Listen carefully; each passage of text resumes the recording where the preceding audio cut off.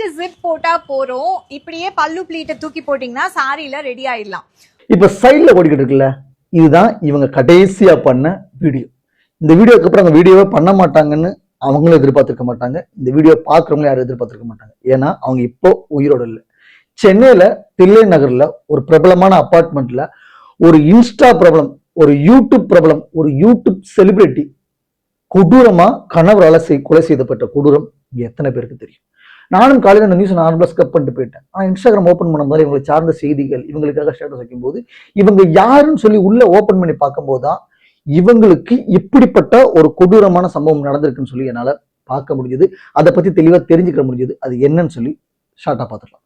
வேற ஒண்ணுமே இல்லை, நாகலட்சுமி சுப்பிரமணி இவங்க ஹஸ்பண்ட் ஒய்ஃப் 2 பேருமே. அவருக்கு 51 வயசு, நாகலட்சுமி 41 வயசு. கிட்டத்தட்ட லைஃப்ல பாதி அச்சீவ் பண்ண இவங்களுக்கு இப்படிப்பட்ட நிலைமை வரும்னு யாருமே எதிர்பார்த்திருக்க மாட்டாங்க.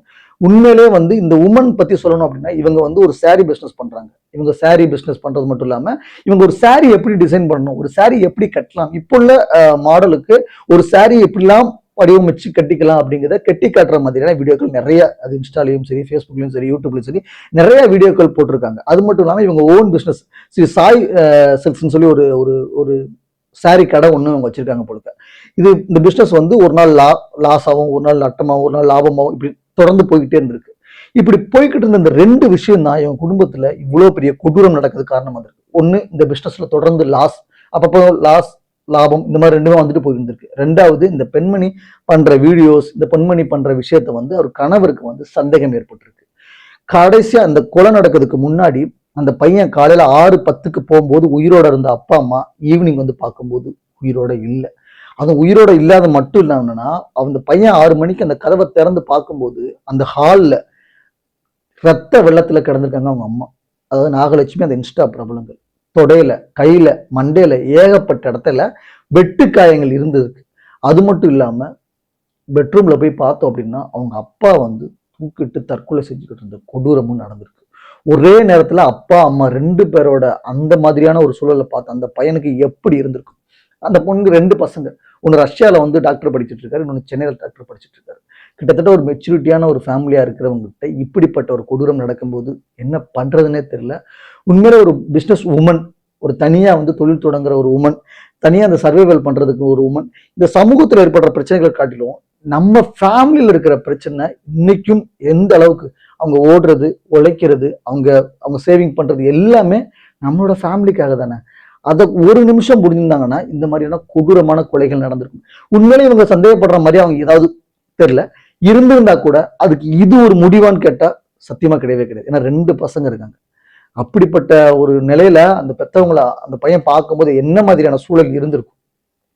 அதுக்கப்புறம் அவங்களோட நான் எல்லா வீடியோஸுமே பார்த்தோம். எல்லா வீடியோஸ்லயும் ஒரு சாரி எப்படி கட்டணும், இந்த காலத்துல மாடர்ன் ட்ரெஸ் எப்படியோ கொடுக்குற காலகட்டத்தில் ஒரு சாரியை நம்ம எப்படி மாடலா கட்டலாம் அப்படின்னு அவங்க அழகா கட்டி காட்டுற அந்த வீடியோஸ் எல்லாம் பார்க்கும்போது உண்மையிலே அது வேற லெவல்ல இருந்தது. அது நல்ல வியூஸும் போயிருந்துச்சு. ஆனா கடைசியா அந்த வீடியோ அவங்களோட மரணத்துக்கு காரணமா இருக்கும்னு சொல்லி எதிர்பார்க்கவே இல்லை. ஸோ அந்த நாகலட்சுமி அவங்களோட அந்த வீடியோஸ் நான் பார்க்கும்போது எனக்கு இன்னும் அந்த லாஸ்டா போட்ட அந்த வீடியோஸ் கண்ணுக்குள்ளேயே இருக்கு. அது நிறைய பேர் ஸ்டேட்டஸ் வைக்கும்போது அவங்க எவ்வளவு பேரை போய் ரீச் பண்ணியிருக்காங்க, எவ்வளவு பேரை போய் அவங்க அச்சீவ் பண்ணியிருக்காங்க அப்படின்னு நினைச்சு பார்க்கும்போது ஒரு பெண்மணி இந்த சொசைட்டில சர்வைவல் பண்றதுக்கு இன்னும் 51 வயசு ஆண்களாலேயே அதை ஜீர்ணிக்க முடியலன்னு நினைக்கும் போது ரொம்ப கொடூரமா இருக்கு. ஸோ இந்த கொடூர கொலை நம்ம சென்னையில ஒரு தில்லை நகர் அப்படிங்கிற ஒரு பிரபலமான ஒரு ஏரியால ஒரு அப்பார்ட்மெண்ட்ல ஒரு பட்ட பகல நடந்த ஒரு கொடூரமான கொலை. இதில் 100 பாயிண்ட் ஆஃப் வியூ என்ன அப்படின்னா, அந்த பையன் வீட்டை திறக்கும் போது அதெல்லாம் வீட்டை திறக்கவே இல்லை, வீட்டு கதை திறந்தே இருந்திருக்கு. திறந்தே இருக்க பார்க்கும்போது ஹாலில் அவங்க அம்மா இறந்து கிடந்திருக்காங்க. இன்னொரு பக்கம் அவங்க அப்பா தூக்கிட்டு தற்கொலை பண்ணியிருந்திருக்காங்க. அதை பத்தி பார்க்கும்போது போலீஸ்ல உடனே கம்ப்ளைண்ட் பண்ணியிருக்காங்க. அந்த போலீஸ்ல கம்ப்ளைண்ட் பண்ண உடனே இதுக்காக நடந்திருக்குன்னு ஒரு பாயிண்ட் ஆஃப் வியூல போலீஸ் வச்சிருந்தாலும் அந்த கதவு திறந்து கிடக்கிறதுக்கான காரணம் என்ன, யாராவது வந்தாங்களா, இல்ல அந்த கொலைக்கு வேற ஏதாவது கண்ணோட்டம் இருக்கான்னு சொல்லி காவல்துறை விசாரிக்கிறாங்க.